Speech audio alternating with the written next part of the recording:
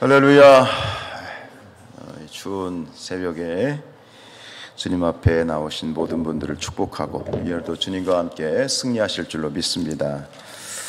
오늘부터 이제 에스겔서 이제 48장을 시작을 하는데요. 에스겔서의 배경도 결국은 예레미야, 이사야서의 배경과 같은 거의 비슷한 때의 예언인데 한 가지 차이가 있어요. 이사야나 예레미야는 그 소명을 받고 예언을 했던 장소가 본토였죠.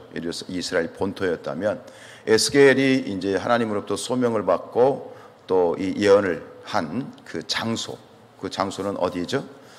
그발 강가. 이곳은 바로 이 바벨론을 포로로 잡혀간 상태에서 거기서 이제 그가 하나님의 이제 신탁 예언을 받고 이 바벨론에서 예언을 하는 거예요. 그 때를 이제 1절로 3절에 보면 그 때가 언제인지를 정확하게 이제 명시를 하고 있는데 1절은 이제 그발 강가, 내가 사로잡힌 중에 있었다.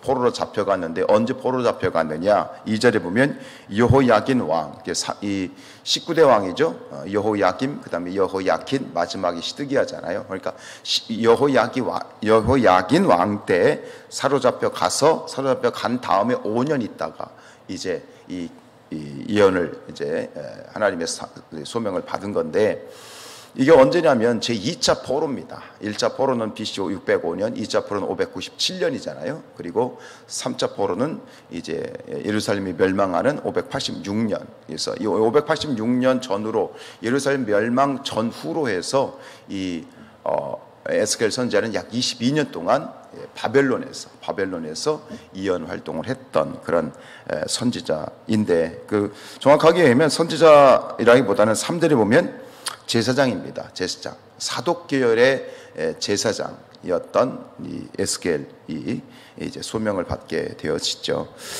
그래서 1절에 3절에서는 그 때와 장소 그리고 그의 신분에 대해서 정확하게 명시를 했고요. 이처럼 에스겔서는 그때 어떤 사건이 일어났던 정확한 때를 이렇게 잘 이렇게 기록을 계속하고 있고요.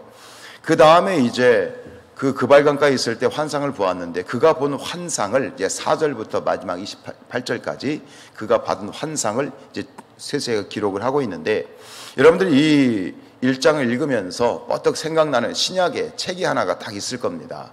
어떤 책이 생각이 나셨습니까? 네, 요한계시록이죠. 요한계시록. 오늘 이 에스겔 선지자 보고 있는 네 생물, 그 네 생물은 사람 같은데 얼굴이 네 면이었어요. 한 면은 사람 같고, 하나는 소 같고, 하나는 독수리 같고, 하나는 뭐예요? 사자 같고, 그죠? 네 가지 얼굴인데, 그리고 그 날개들이 이제 네 개, 각각의 날개가 네 개인데 둘로는 몸을 가리고 둘로는 날고 하는 이런 어떤 모습들, 이 모습이 어디와 거의 흡사하냐면 계시록 4장과 흡사합니다.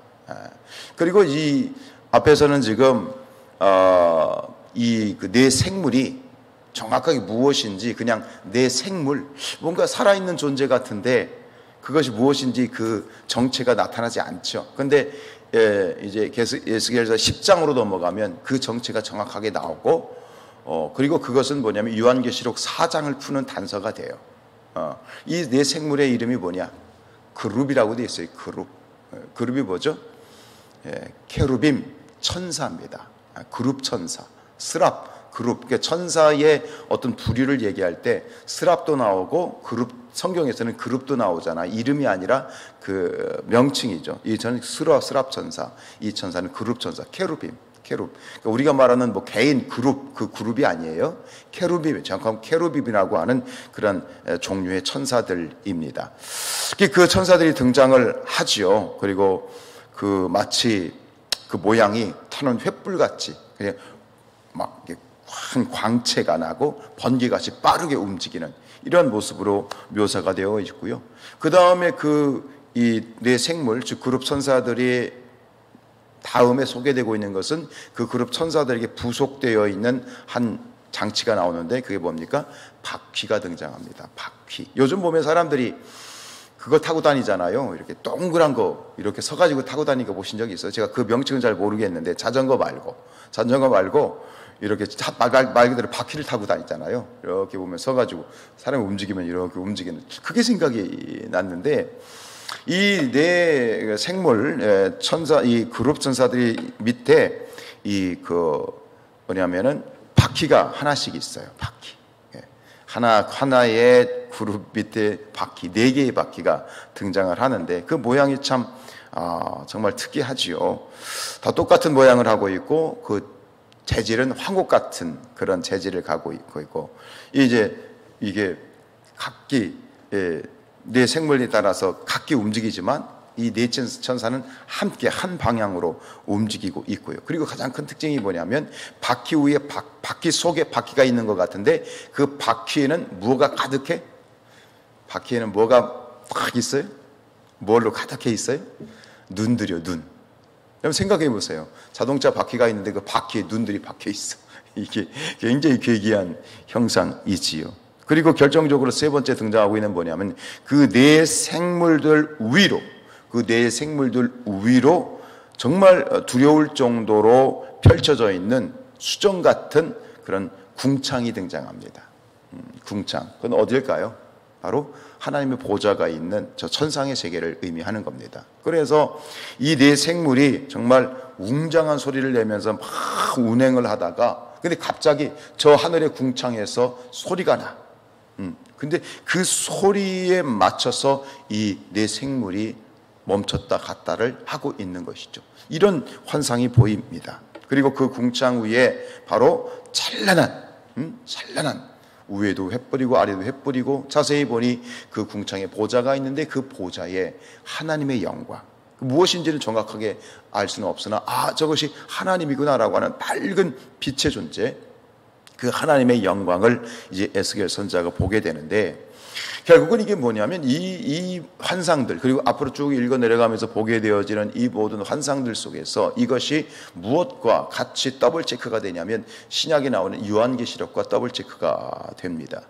앞에 있는 예레미야 선지자 같은 경우에는 눈앞에 펼쳐지는 그러한 사실들과 앞으로 펼쳐질 사실들에 대해서 굉장히 사실적으로, 역사적으로 그것들이 이렇게 직관적으로 묘사가 되어 있다면, 오늘 이 에스겔 선지자의 환상 거의 비슷한 그러한 시대인데요. 사실은 에스겔 선지자를 통해서 하나님께서 예언하시는 내용의 초점은 뭐냐면 회복입니다.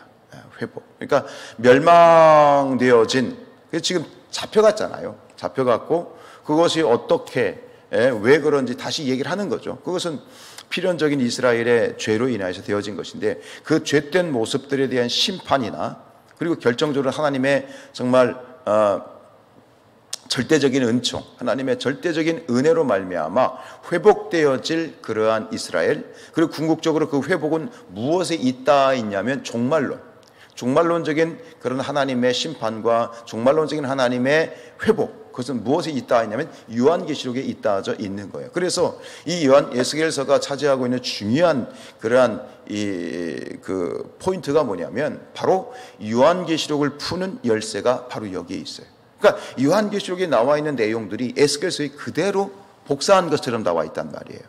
이 시대는 굉장히 큰 차이가 있지 않습니까? 586년이면 향후, 이게 600년이라고 쳐도요, 그 뒤에 몇 년 뒤에 일어날 일, 예수 그리스도의 재림, 그러니까 600년 후에 일어날 일과, 그리고 궁극적으로 우리도 기다리고 있는 예수님의 재림까지, 그러니까 예수님의 초림, 예수님의 재림까지 같이 포함하고 있는, 그리고 이 내용은 앞에서 봤던 이사야의 내용 일부에서 볼 수 있었던 그런 아주 중요한 요한계시록을 푸는 그런 열쇠가 바로 에스겔서에 있음을 보면서, 저는 그렇게 봤으면 좋겠어요. 앞으로 이 에스겔서를 보면서 요한계시록을, 신약에는 요한계시록을 생각하고, 동시에 우리가 기다리고 있는 예수 그리스도의 재림과, 그리고 새하늘과 새 땅, 신천 신지의 도래를 함께 보면서 이 예언서를 읽어갔으면 좋겠는데, 결국 우리가 이런 어떤 에스겔서의 환상과 그 내용들을 보면서 우리가 한 개 주목해야 되는 건 뭐냐면, 결국 이 속에서 우리가 봐야 되는 것은,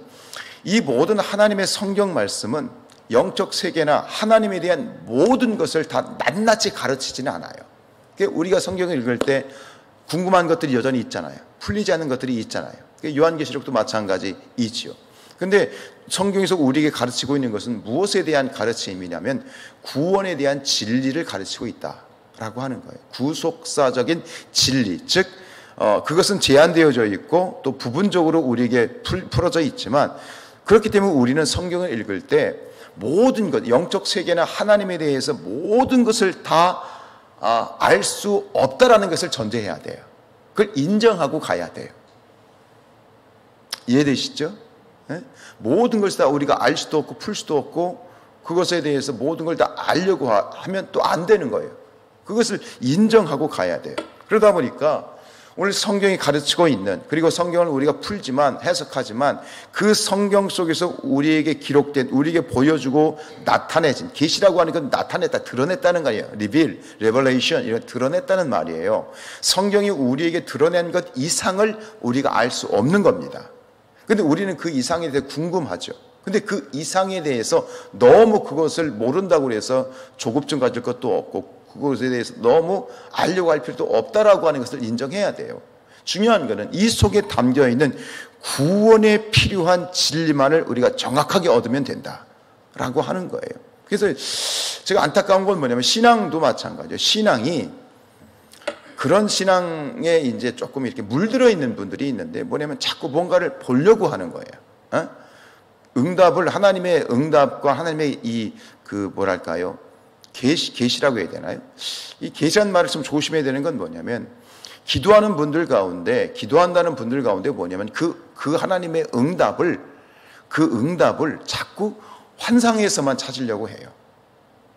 이해가 되세요? 그래서 내가 기도원에 가서 기도를 했는데 이런 환상을 봤다, 이런 걸 봤다, 그게 응답이다, 이것을 응답으로 이렇게 낙점을 하려고 하는 분들이 있어요. 근데 그런 분들의 이 맹점이 뭐냐면, 여러분 이미 응답은 우리에게 다 있어요. 하나님의 특별 계시 성경이에요. 아시겠습니까? 이미 응답은 성경 66권에 다 있어요.